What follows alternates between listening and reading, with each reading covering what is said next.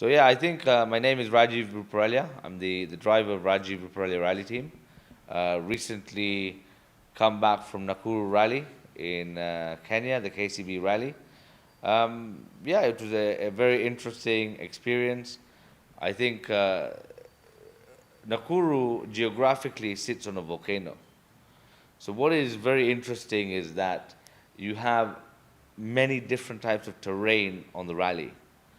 You can have from ash. It's a dormant volcano, but of course, the soil around the volcano is extremely fertile. So you can have light ash, light soil, very, very light.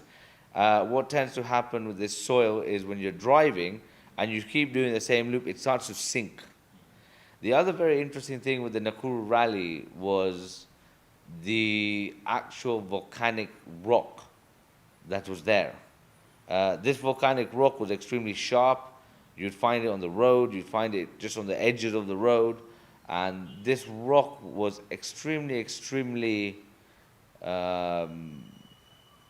dangerous in terms of it breaks your car, it gives you flat tires, it cuts your tires, and therefore the terrain was extremely challenging. In terms of the safety of the rally, it was fantastic. We had zero borders, it was a private ranch, and really, one thing I would like to see is Ugandans doing more rallies in private ranches, because that enhances the health and safety of the sport. And I know Ugandans have a lot of ranches. Yesterday I was in a meeting with some people, and they're saying, yeah, but Uganda doesn't have any ranches. I said, you're so naive. Honestly, how can you say Uganda doesn't have ranches? Maybe you don't know the Ugandans who have ranches. So my humble request is people, if you have ranches, if you're willing to let the motorsports community come and use your ranch and learn about that area, utilize the land, we promise to come and do it politely. We make sure we clean up after ourselves and make sure we don't leave the environment in a bad shape after.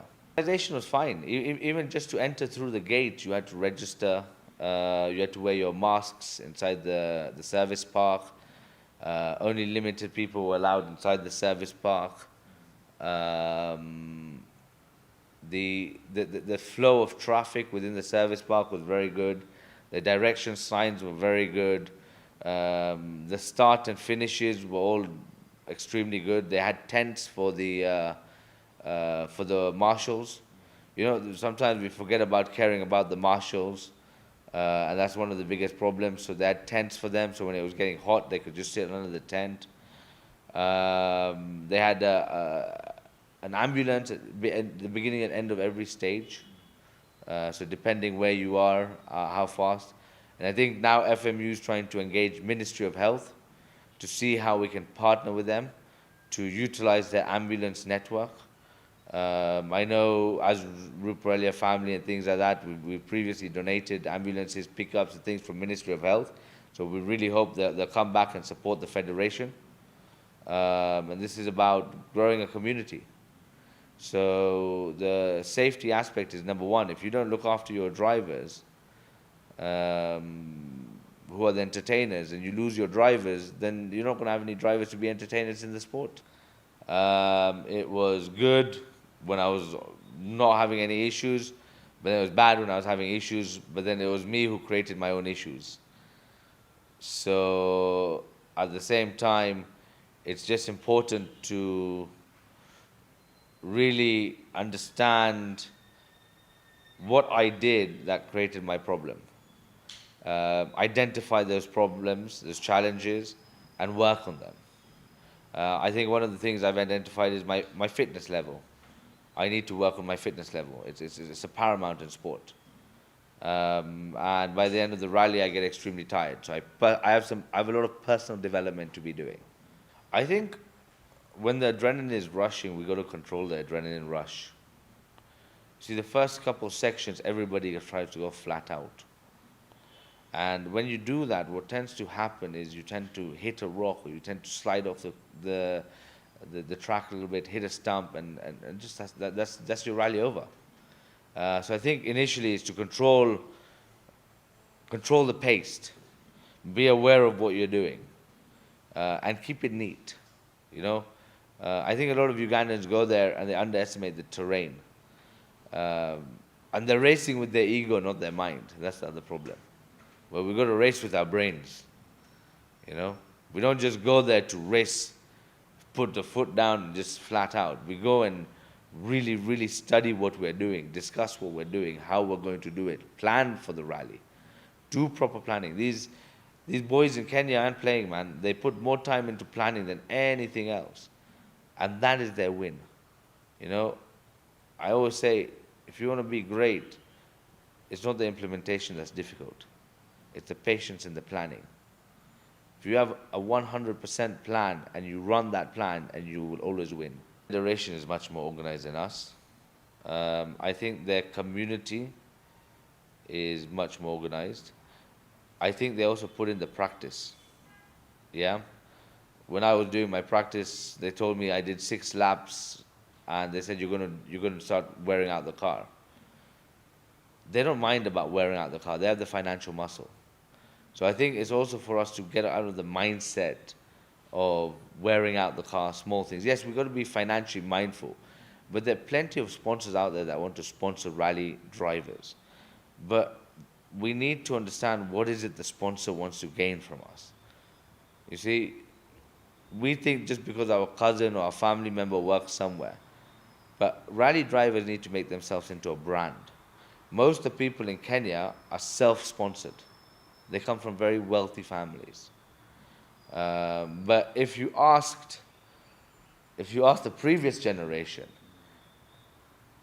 of rally drivers, not all of them came from wealthy families. It's only this generation, because this is the second generation of rally drivers. The previous generation, most of them were driving in the early 80s, driving in the 60s, the 50s. A lot of them came with the British to Kenya to build the railway. A lot of them came as steel workers, factory workers, not factory workers, so steel workers, in order to develop the railway. So they were not all that wealthy. Yes, they might have had some decent income, they might have had a business, but they're not as wealthy as they are today.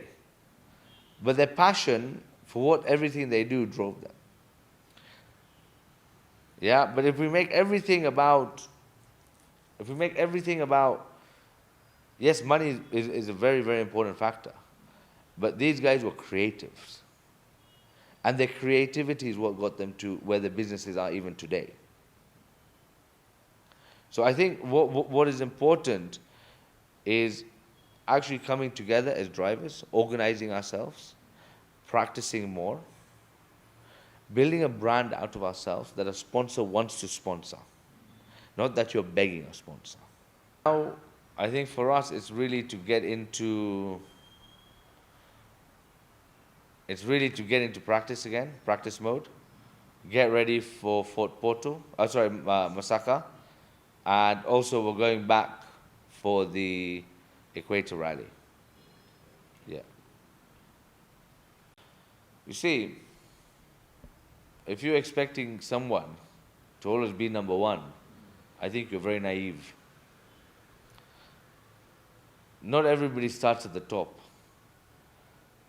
When you start somewhere, you build yourself up in international experience. I also think with the challenges we had with the car, technically, for us to finish was good enough. And that's what I said in my interview before I left. Many people like to judge for us from the outside. I dared those people to jump in the rally car with me. Anybody who's criticizing. And if I don't make him scream, and maybe something comes out and his pants get a little bit wet, then let him say what he wants. But you shouldn't judge people from the outside. You should come in the inside and see, when you're going at 110 kilometers per hour, how easy it is to make a mistake. And a simple mistake, and how much it costs you. So all those people who judge, I know, I've been seeing on WhatsApp. I have no issue. I say to them, you obviously, you're not a builder, you're a destroyer. You like to put people down. Being constructively criticizing is different to trying to put someone down. And those are enemies of sport. Those are enemies of human beings. Because they will, it's not just me they're putting down. And to me, it doesn't bother me. But they're the kind of people who put everything down. They'll complain about the government. They'll complain about this. They'll complain because they're not satisfied with themselves. They have no self-peace within among themselves. And that's what makes them such angry people. That's what makes them the people that they are. I don't think 12th is the best position, don't get me wrong. But I think in circumstances you also understand a situation, and your ability to understand a situation and an outcome is much larger, your ability to analytically look at something. So I really wish, let those people come. I invite them. Let them come and sit in my car with me. You know?